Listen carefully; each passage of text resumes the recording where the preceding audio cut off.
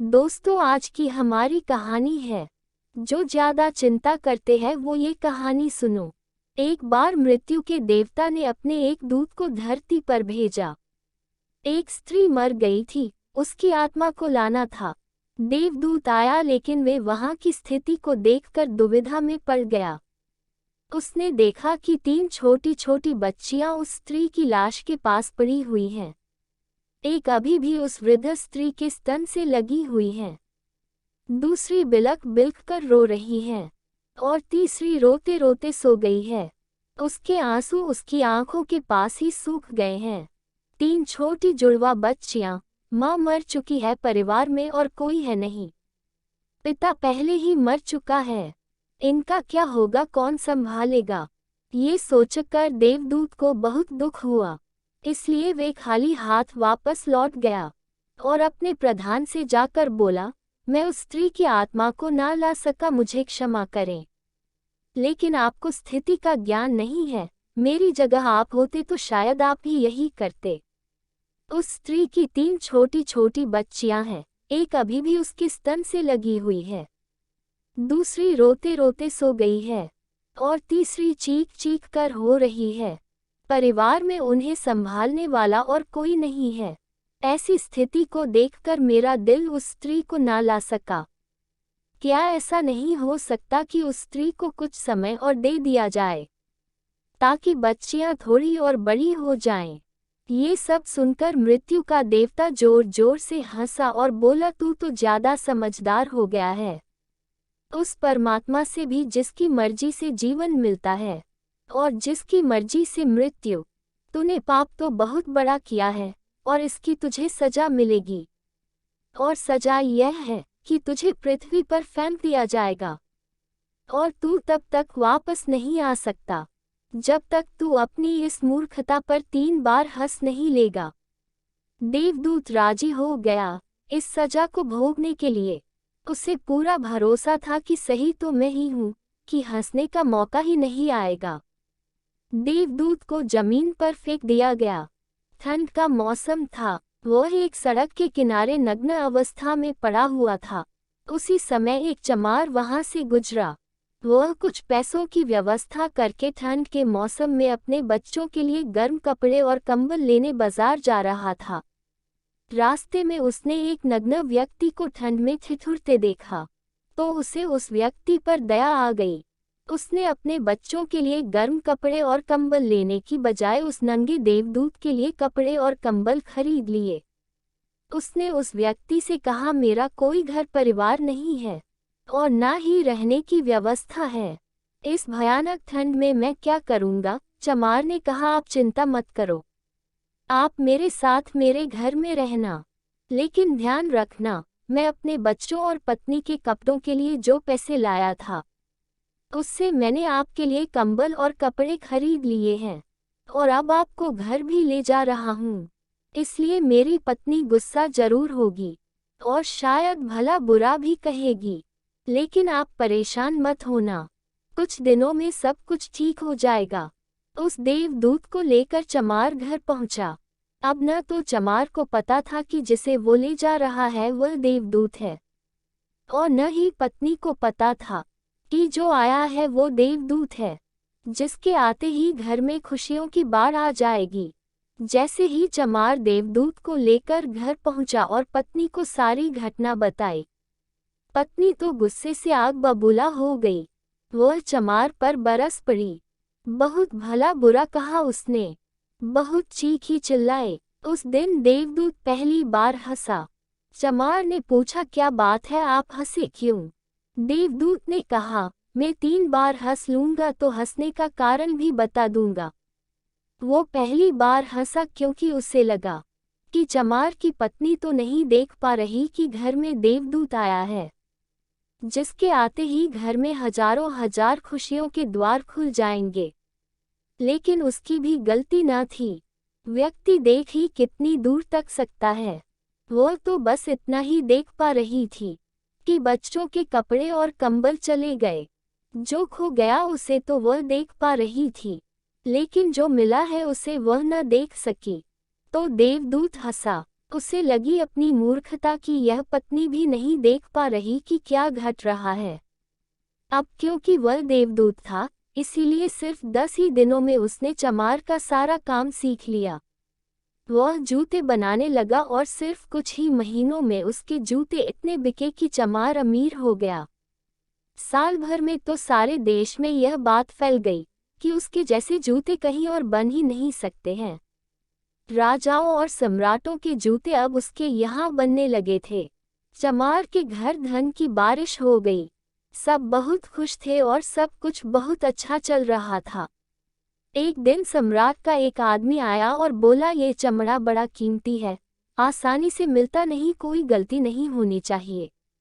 सम्राट के लिए जूते बनाने हैं और ठीक इस तरह की बनाने हैं। ध्यान रखना, जूते ही बनाने हैं, चप्पल नहीं। उस राज्य में ऐसी प्रथा थी कि जब कोई व्यक्ति मर जाता था तो उसे चमड़े की चप्पल पहनाकर चिता पर लिटाया जाता था। चमार ने भी देवदूत से कहा कि चप्पल मत बना देना, जूते ही बनाना। सम्राट का स्पष्ट आदेश है और ध्यान रखना, चमड़ा सिर्फ इतना ही है। कोई गलती मत करना, वरना बड़ी मुसीबत में फंस सकते हैं। सम्राट का काम है। इतना कहने के बाद भी देवदूत ने उस चमड़े से चप्पल ही बनाई। जब चमार ने देखा कि देवदूत ने जूते की जगह चप्पल बनाई है तो वह आग बबूला हो गया। वह गुस्से में इतना पागल हो गया कि डंडा लेकर देवदूत को मारने दौड़ा। उसने कहा, उसने बार बार समझाया था कि जूते ही बनाना, लेकिन तूने चप्पल बना दी। अब सम्राट हमें छोड़ेगा नहीं, तू तो मरेगा ही, लेकिन साथ ही मुझे और मेरे परिवार को भी फांसी लग जाएगी। इतना सुनते ही देवदूत खिलखिलाकर हंस पड़ा। उसी समय पीछे से दौड़ता हफ्ता सम्राट का आदमी आया और बोला, जूते मत बनाना, चप्पल ही बनाना, क्योंकि सम्राट की मौत हो गई है। इतना सुनते ही चमार के हाथ से डंडा छूटकर नीचे गिर पड़ा। उसने देवदूत के पैर पकड़ लिए और कहा, मुझे माफ कर दो, मैंने आपको मारा, मुझसे बहुत बड़ी भूल हो गई। देवदूत ने कहा, कोई बात नहीं, मैं अपनी सजा भुगत रहा हूँ। चमार ने कहा, कौन सी सजा, और तुम हंस क्यों रहे हो? देवदूत ने कहा, जब 3 बार हंस लूंगा तो सब कुछ बता दूंगा। भविष्य अज्ञात है और सिवाय उस परमात्मा के किसी को नहीं पता कि आगे क्या होगा, और इंसान तो वैसे भी अपने अतीत के अनुभवों के अनुसार निर्णय लेता है। सम्राट जिंदा था तो जूते चाहिए थे और मर गया तो चप्पल। देवदूत दोबारा हंसा, ये सोचकर कि भविष्य हमें ज्ञात नहीं और हम आकांक्षा करते रहते हैं, अनुमान लगाते हैं, जो कि पूरी तरह व्यर्थ है। हम इच्छा करते हैं कि यह घटेगा, लेकिन वो कभी नहीं घटता, क्योंकि कुछ और ही घटना तय है। हमारी नीति बिना हमसे पूछे चलती है, लेकिन हम बेवजह हो हल्ला मचाए रहते हैं। चाहिए चप्पल, लेकिन जूते बनवाते हैं। मरने का समय नजदीक आ रहा है, लेकिन हम जिंदगी का आयोजन करते हैं। तो देवदूत को लगा कि मुझे क्या पता कि उन लड़कियों का भविष्य क्या होगा, मैं बेवजह ही बीच में पड़ा। ये सब सोचकर अपनी मूर्खता पर आज देवदूत खिलखिलाकर हंसा था। इसी प्रकार कुछ वर्षों बाद एक तीसरी घटना घटी। देवदूत चमार की दुकान पर बैठा जूते बना रहा था। तभी वहां 3 जवान लड़कियां एक बूढ़ी औरत के साथ आई। उन तीनों की शादी होने वाली थी, तो अपने लिए जूते बनने देने आई थी। देवदूत उन्हें देखते ही पहचान गया कि यह वही तीनों लड़कियां हैं जिन्हें वो उनकी मृत्यु मां के पास छोड़कर आया था, जिनके कारण आज वह सजा भुगत रहा है। वह तीनों देखने में स्वस्थ थी, सुंदर थी, और उन्हें देखकर लग रहा था जैसे वह किसी बड़े घराने में पली बड़ी हैं। उसने उनसे पूछा, तुम्हारे साथ ही बूढ़ी औरत कौन है? बूढ़ी औरत ने जवाब दिया, ये मेरी पड़ोसन की लड़कियां हैं। बचपन में ही इनकी मां की मृत्यु हो गई थी। बेचारी बहुत गरीब थे, उसके पास खाने को भी न था। उसके स्तनों में इनको पिलाने के लिए दूध भी ना था। वह इन्हें दूध पिलाते पिलाते मर गई। मेरी कोई संतान न थी, इसलिए मैंने इन्हें अपने बच्चों के रूप में अपना लिया और अब इनका सम्राट के खानदान में विवाह होने जा रहा है।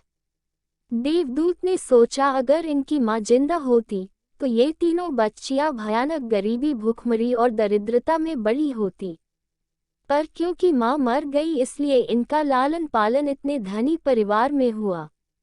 और अब इस बूढ़ी औरत की सारी धन दौलत की यह तीनों मालकिन हैं। उस दिन देवदूत अपनी मूर्खता पर तीसरी बार हंसा। उसने उन तीनों लड़कियों के लिए अब तक के सबसे शानदार जूते बनाए और चमार से आकर सारी बात कह सुनाई कि ये 3 कारण थे मेरे हंसने के। मेरी गलती थी जिसकी मुझे सजा मिली।